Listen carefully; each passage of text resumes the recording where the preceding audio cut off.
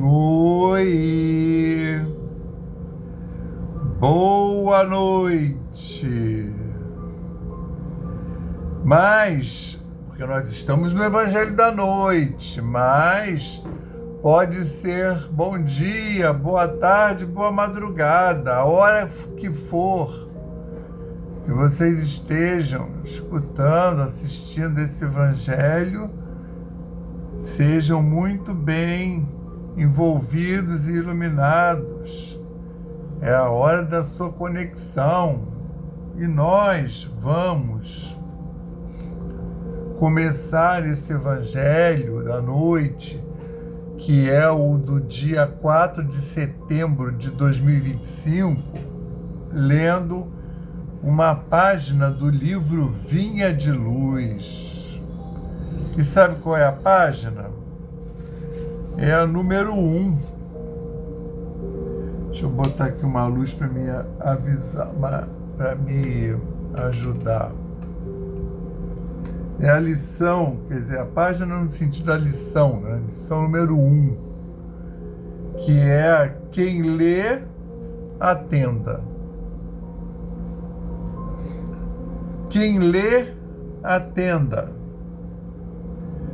É Jesus falando em Mateus, Evangelho de Mateus, capítulo 24, versículo 15.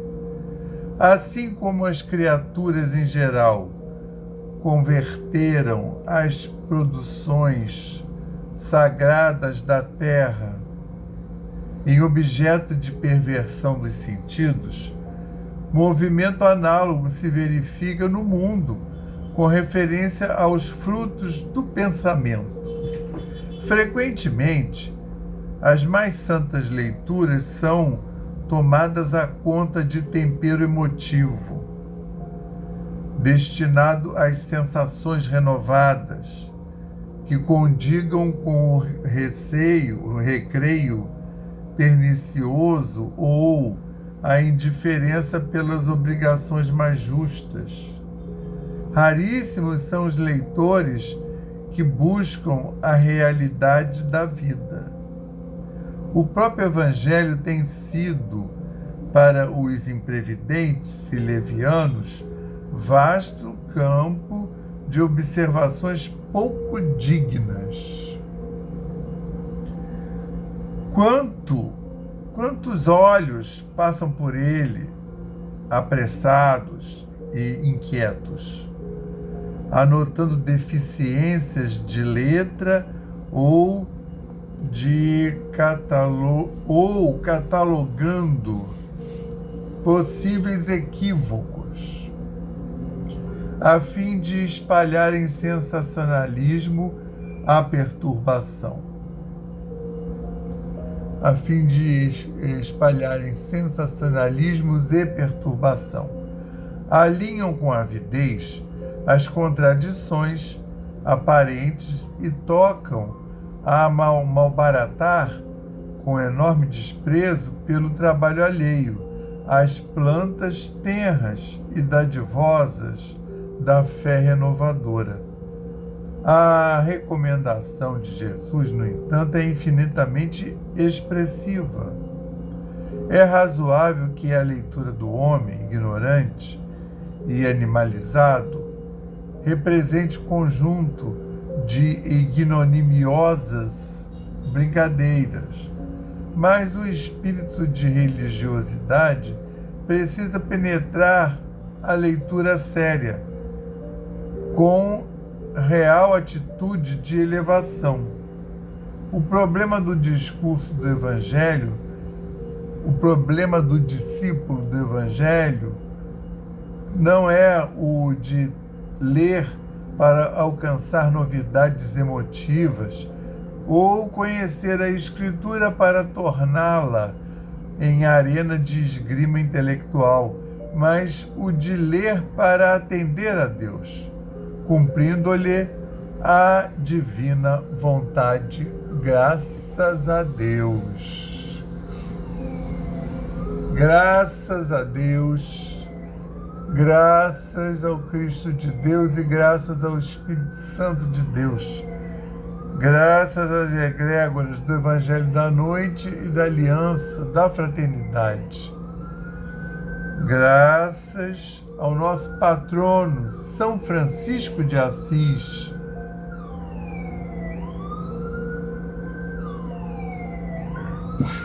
graças aos nossos guias e protetores espirituais. Queremos agradecer, Senhor, a semana que recebemos desde o último culto. Queremos agradecer todo o envolvimento, todo o amparo, toda a luz, Senhor, que recebemos na paz e no amor do Senhor.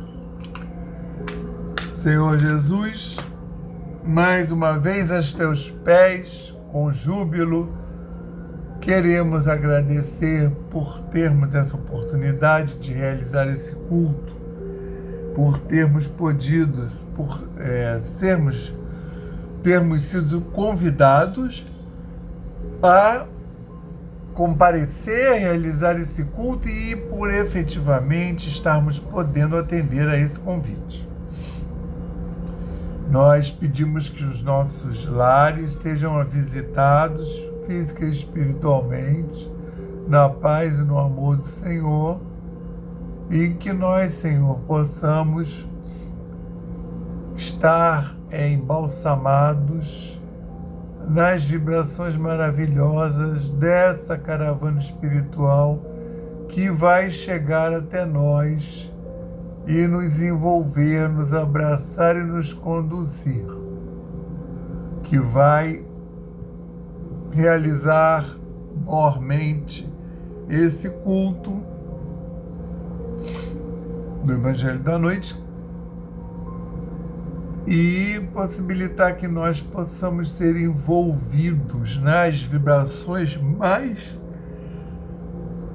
mais superiores, mais elevadas, que nós possamos abrir os nossos lares físicos e espirituais a essa pleia de espíritos maravilhosos, que possamos estar receptivos com as nossas janelas e portas abertas. Senhor Jesus, envolve-nos, abraça-nos, conduz-nos, Senhor, de forma que possamos efetivamente auxiliar na feitura deste culto. Que nós possamos, Senhor, ter o consentimento para iniciar o culto do Evangelho da noite de hoje, que é o culto do dia 4 de setembro de 2025, dizendo o lema da nossa casa, paz e fraternidade, e o lema de Francisco, paz e bem, graças a Deus. Obrigado, Senhor. Então, como eu dizia, deixa eu fechar aqui. Que gatinho é esse? Ah, tá ali. Aí, deixa eu fechar aqui. Então, hoje nós vamos dar continuidade ao estudo do Evangelho de Lucas, e sendo que agora estamos no capítulo 18, tá? Na semana passada nós iniciamos o capítulo 18 e estudamos a primeira conjunto de versículos que o pastorino separou do 1 ao 8, né? Então, capítulo 18 foi 1 ao 8 semana passada, e agora nós vamos ver do 9 ao 14, tá? Na semana passada, ele, o pastorino, intitulou a prece, né? Que é fazendo a exortação de estarmos em prece continuamente, né? De estarmos sempre conectados. A nossa vida sendo uma prece, a gente fazendo as nossas atividades dessa vida conectados com o Altíssimo, com Cristo, e fazendo desse nosso fazer mundano um ato de devoção a Deus, a Cristo. Por isso que foi a prece. Aí qualquer coisa, estuda, vai lá e vê o culto da semana passada, dia 28 de agosto de 2025. E hoje a gente vai ver esse trecho que ele separou, capítulo 18, versículos 9 a 14, ele colocou o nome de vaidade.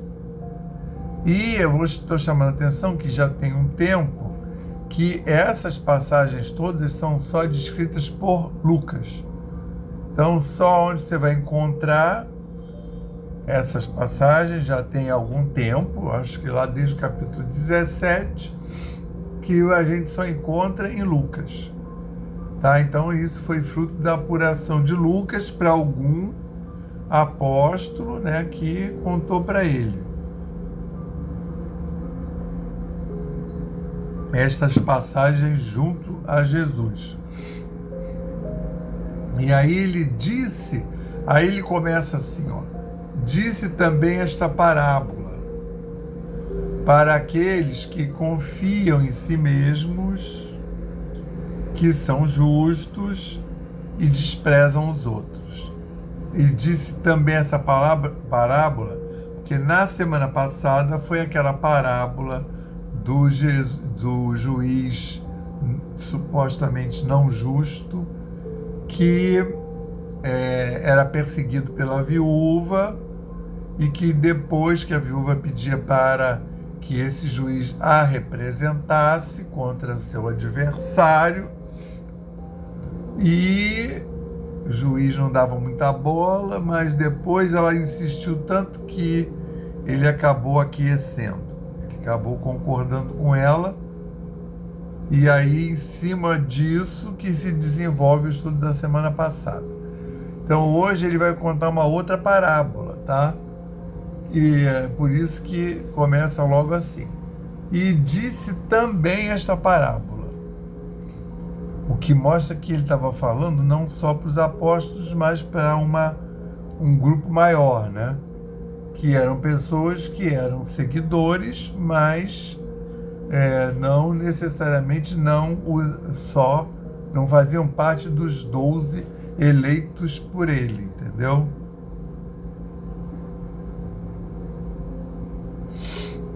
É que você sabe, quem tem gato sabe, né? O gato gosta de ficar entrando e saindo. É engraçado, né? Em vez de ou entra ou sai, não.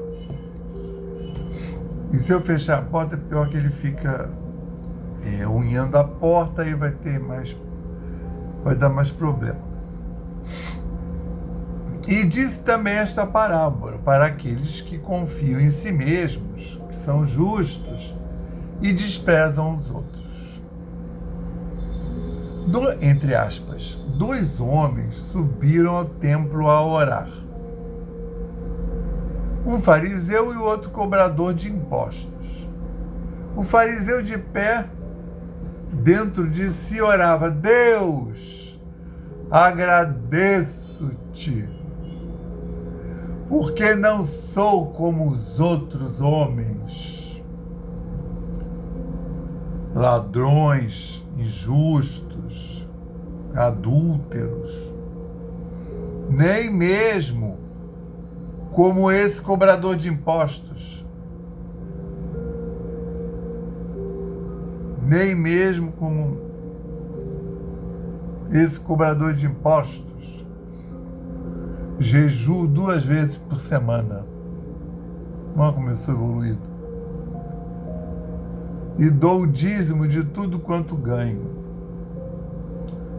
O cobrador de impostos, todavia, de pé, ao longe, não queria nem sequer erguer os olhos para o céu, mas batia no peito dizendo: Deus, Sê propício a mim, um errado. Digo-vos que este... Aí acabou a parábola, agora é o Cristo falando. Digo-vos que este desceu justificado para sua casa, mas não aquele. Porque todo o que se exalta será humilhado, e o que se humilha será exaltado. E o gatinho que abre e fecha a porta? Acontece o quê, hein? Se bem que não é o mesmo. Agora quem entrou é um outro. Então, ele separou, o Pastorino, está fazendo esse estudo. A gente usa como base a coleção Sabedoria do Evangelho de Carlos Torres Pastorino. Mas o estudo que a gente traz aqui não se circunscreve ao estudo que ele faz lá no livro. A gente, às vezes, traz aporte de outros ângulos e com outros saberes, tá?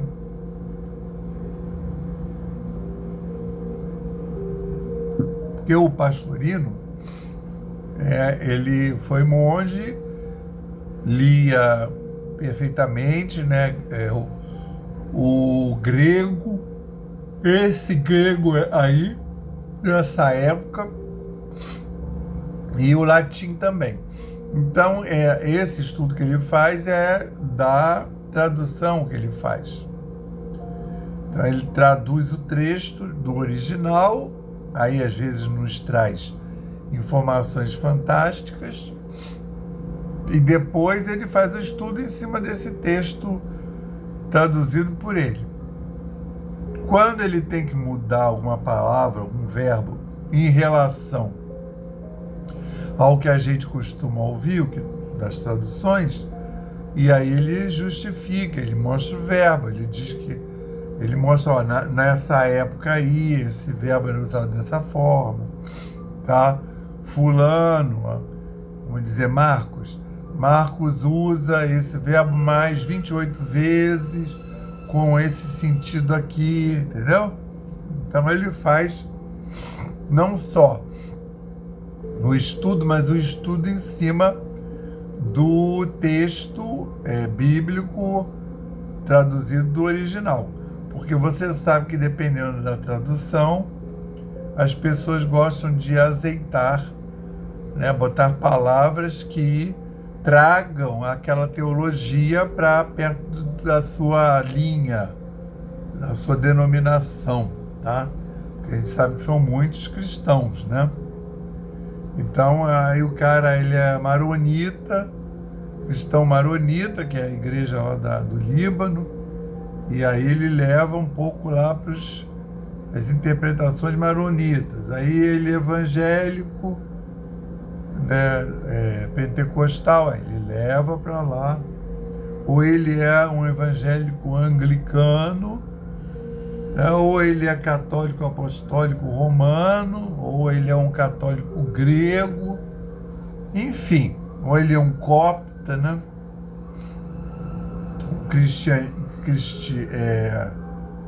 Um cristão copta, né? Mas aqui o que o Lucas apurou foi isso, né? Que o Cristo emplacou lá umas parábolas. Então a passada foi exaltando a prece, não como você ficar falando, recitando uma prece o tempo todo, mas como tornar a sua estadia no mundo, o seu estar no mundo, tornar ele uma prece, fazendo o tempo todo conectado com a matriz energética chamada Deus, ou através do Cristo, né, ou de um avatar, um santo de sua preferência. E aí, o que nós temos aqui? Olha o nome que o Pastorino botou, vaidade. Pensa bem. Disse também esta parábola para aqueles que confiam em si mesmos, todo posudo, que são justos, imagina, aí a pessoa, então começa por aí, né? Que são justos, quem disse? Né? Eu acho assim, vamos pensar o seguinte, os que se acham justos, que é uma outra coisa, e desprezam os outros, quer dizer, baseados nas suas próprias suposições e achismos. Aí ele bota entre aspas, porque é Jesus, tal como Jesus contou, 2 homens subiram ao templo. Então, subiram ao templo. Jesus se retirou e aí subiu ao monte para orar. Quase sempre subiu ao templo nesse sentido de se retirou e se elevou, né? O Cristo, principalmente, ele se retirou, se elevou, subiu o monte, né? Subiu sua vibração para mostrar para a gente, né? Ele não precisa de nada disso. Ele subiu, os dois subiram ao templo para orar. Mas os templos realmente também eram construídos pegando uma elevação do terreno. Não é que eu vou ter que... Não é tão alto quanto a Igreja da Penha, para quem mora aqui no Rio. Né? Não é em cima de uma pequeno monte, como a Igreja da Penha. Ou lá da Glória, que é um monte um pouco menor, mas que você tem que subir uma ladeira. Se você for a pé, tem que subir uma ladeira considerável. Mas é uma elevação do terreno, né? É só você ver hoje aonde que era o segundo templo, que foi destruído no ano de 70, e aonde restou lá o Monte Moriá, onde você tem o domo da rocha. Ele fica em cima da rocha onde era o Santo dos Santos do templo, do segundo templo. É aquela cúpula dourada que tem lá em Jerusalém. Quando tira a foto de Jerusalém, você vê lá de se destacar aquela cúpula dourada. Ela é num pedaço um pouco mais alto do terreno, tá? Mas não necessariamente uma montanha altíssima. Mas para ter essa alusão, quando você for lá orar, você vai subir ao templo. De você estar se retirando do mundo para fazer essa conexão, né? O que para nós facilita, entendeu? Para nós, homens comuns do mundo. É claro que se você já tem o hábito de estar conectado, aí fica mais fácil, mas todo mundo sabe que é mais fácil orar quando você está no templo, né? Mesmo aqui no Brasil, de modo geral, no Rio de Janeiro, que quando chega os colonizadores de Portugal, trazem a Igreja Católica. Então, o centro do Rio de Janeiro tem pelo menos umas 8 igrejas históricas que foram construídas lá logo no início da chegada dos portugueses, antes do Brasil virar, passar de colônia a império, né? Antes da vinda do Dom João VI. As igrejas já estavam construídas. Então, a gente que tem essa matriz cristã, e que muitos foram batizados na igreja, vão em casamento de familiares na igreja, e batismo, né? Então, que conhecem o rito católico, se você está andando na rua, principalmente aí sendo da cidade, você entra na igreja, aí você já sente que o ar muda, os sons já vão ficando filtrados, o ar muda e você tem uma atmosfera imantada por todos aqueles que entraram ali para rezar, né, para fazer uma conexão com Deus. E aí te auxilia, né, nos auxilia na hora que a gente está lá, porque são centenas de anos que aquele lugar foi feito para orar. Ele está imantado, entende? O mundo em volta mudou, mas a igreja está lá daquele jeito, né? Com aquele propósito e sendo usada para isso. Então, mas no caso aqui, quando eles falam 2 homens subiram ao templo para orar, é uma sinagoga, tá? Mas a sinagoga também tem sinagogas muito antigas, né?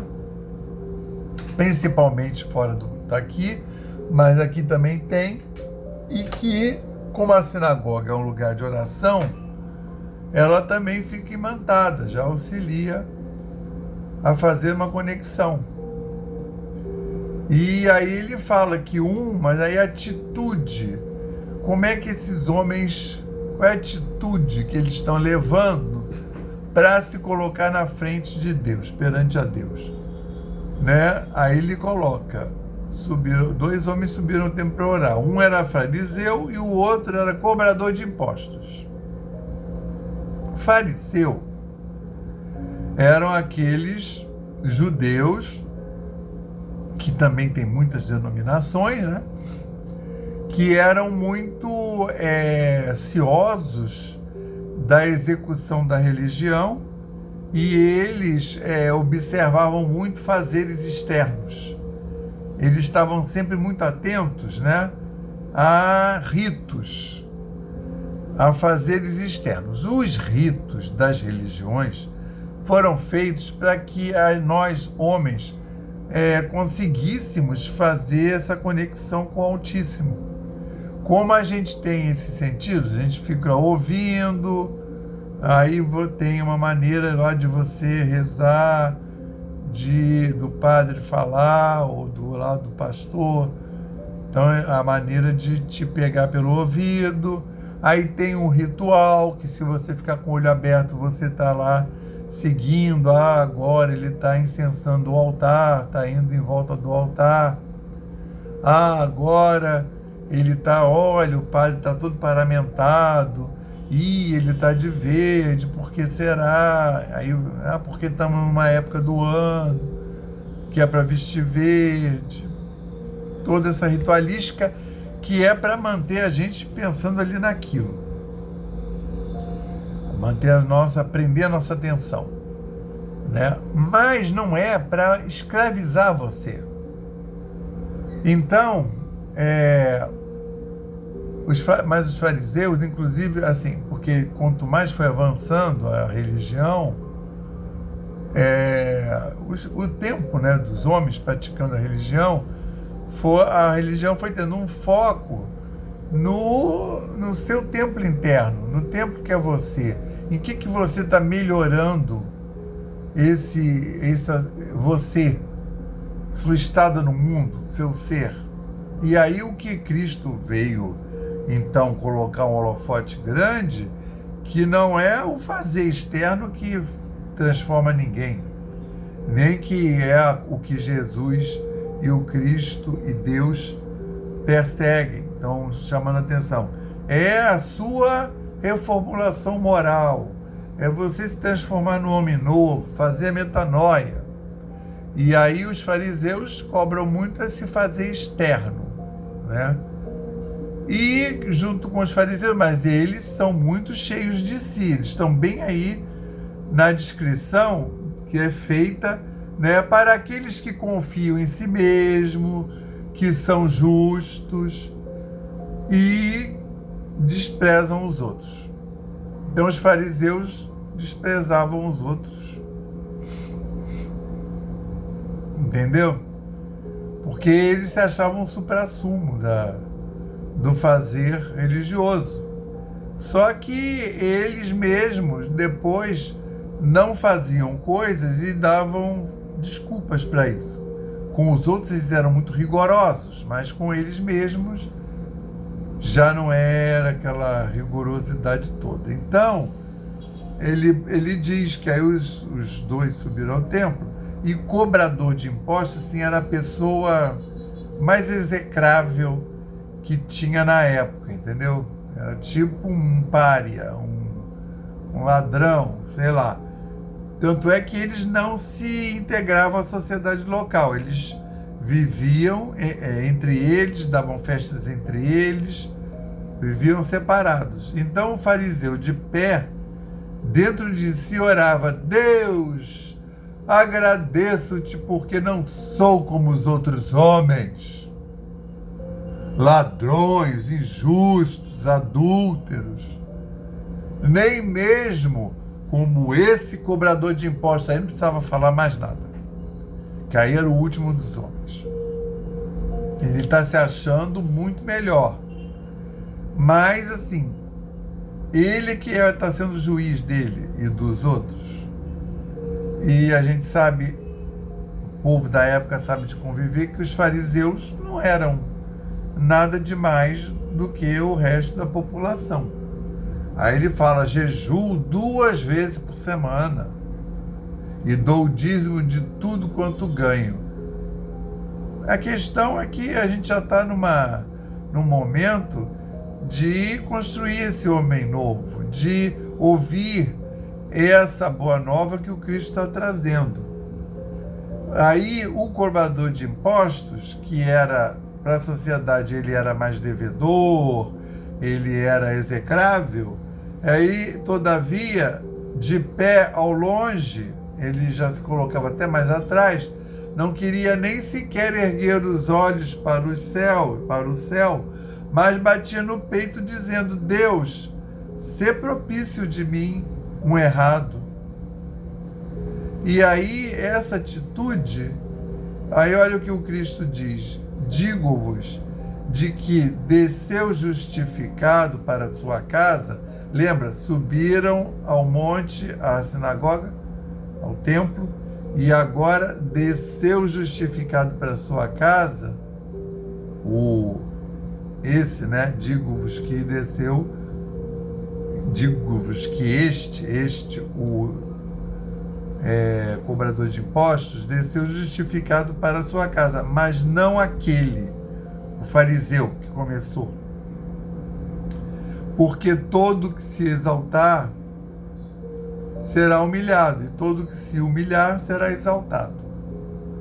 Ou seja, mais uma vez, chamando a atenção que os feitos e as coisas existem mesmo, não é nesse mundo que a gente vive de material, é um chamamento, né? Esse mundo de sedução material, o mundo fica puxando a gente, né? É uma sedução, né? Tudo isso que tem no mundo, mansões, né? Sorvetes, roupas, festas. Se eu for lá, se eu fui convidado é porque eu sou digno. Então isso tudo são realizações desse mundo material. Mas o que vale, o que Jesus veio mostrar, é o que vale mesmo, o mundo que vale mesmo, é esse mundo que não morre, não perece, né? não se corrói, que é esse mundo espiritual, né? Que eu posso morrer aqui, o Cristo mostrou isso, eu posso ser vilipendiado, machucado, crucificado, e aí eu morro aqui, mas aquilo ali fizeram mal ao envoltório material, mas eu continuo a existir lá no outro mundo. Nós vivemos para o outro mundo e não abandonar, que é o que nós costumamos fazer. A gente vem para cá para a encarnação, aí costuma esquecer as coisas espirituais e ficar só atendendo a chamamentos do mundo.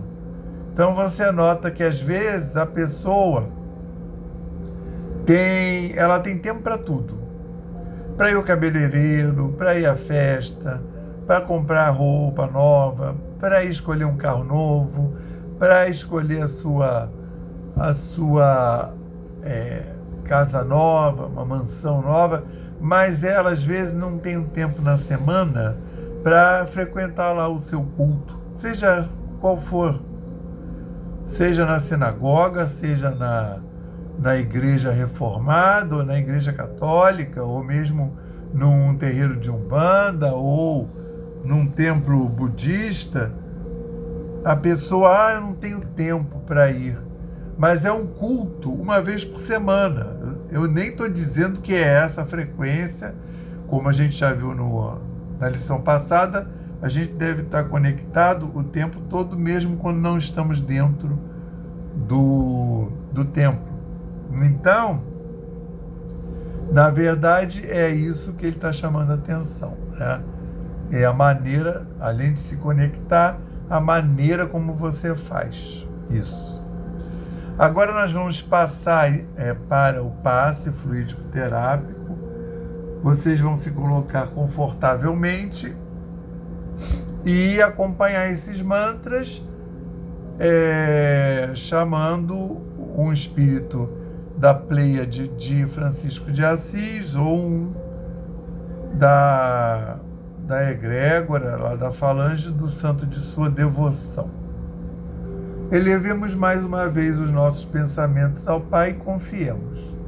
Nós pedimos ao Cristo para que possam os nossos amigos espirituais, juntamente com os protetores de cada um aqui presente, realizar através deste passe fluídico terápico um tratamento particularizado de acordo com as necessidades que cada um apresenta, que seja suavemente depositado em nosso corpo fluídico, mental e físico, o remédio divino das camadas superiores da vida, tão bem preparados por corações amorosos para nos atender.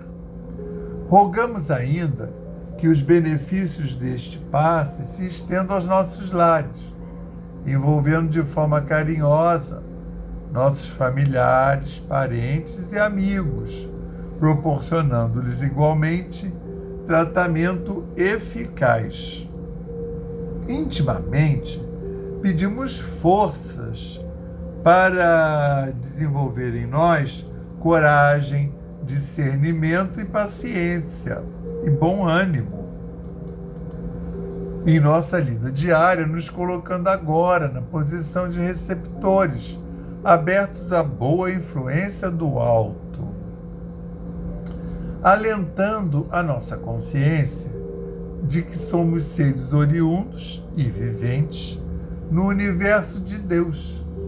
Agradecemos a nossa coexistência com o nosso próximo e a atual reencarnação, que nos colocou em contato com os elementos indispensáveis às nossas necessidades de evolução. Rogamos inspiração para que possamos aproveitar a oportunidade da mesma para exercitar o perdão e a busca sincera pela harmonização íntima, sem deixar de atender aos reclames da lei de progresso e evolução. Finalmente pedimos equilíbrio moral e emocional, inspiração dos padrões do Evangelho, para que possamos solucionar com os nossos esforços os problemas que nos envolvem. Resignação positiva sem estagnação, compreensão para agir com amor, ação, sem ser subservientes, proteção, forças para manter a vigilância e disposição para realizar a nossa reforma maior, graças a Deus, e graças ao Cristo de Deus, e graças ao Espírito Santo de Deus, graças às egrégoras do Evangelho da Noite, e da aliança da fraternidade, graças ao nosso patrono, São Francisco de Assis e a sua falange branca universal, e graças aos nossos guias e protetores espirituais. Obrigado por termos podido realizar esse culto bendito, por termos podido, Senhor, sermos receptivos e recebermos a caravana desse Evangelho da noite, nosso lar, fazendo a sanitização espiritual, removendo miasmas, transmutando energias e também, Senhor, balsamizando os nossos lugares de estar, envolvendo a todos nós das nossas famílias harmônicas, dos espíritos que convivem conosco no nosso lar, que todos possam ter sido beneficiados. Queremos pedir, Senhor, por essa humanidade encarnada e desencarnada, um quanto de luz para Gaia, o planeta Terra, e também, Senhor, que o Senhor possa envolver, amparar e conduzir todos esses líderes espirituais, encarnados e desencarnados, que atuam no mundo nesse momento, que todos eles possam ser balsamizados, protegidos e ungidos, para que tenham as melhores atitudes, inclusive a de calar, e a melhor emissão quando for para falar, a melhor emissão no melhor momento. Queremos rogar ainda para todos esses líderes materiais que estão aí encarnados, exercendo poder, força, junto a etnias e junto a grupos humanos, quer seja dirigindo politicamente ou economicamente. Agora nós vamos fazer 30 segundos de silêncio para que possamos colocar as nossas intenções, inclusive em relação a pedir por terceiros.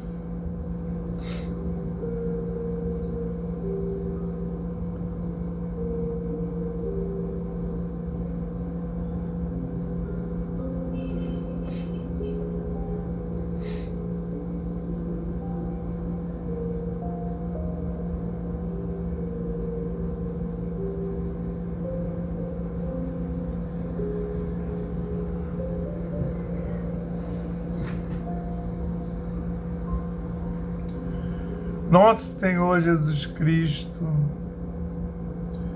ao final de mais esse culto, pedimos a permissão para dar por encerrado o culto do Evangelho da noite de hoje, dizendo o lema da nossa casa: paz e fraternidade, e o lema de Francisco: paz e bem, graças a Deus. Que tenhamos todos uma semana muito abençoada.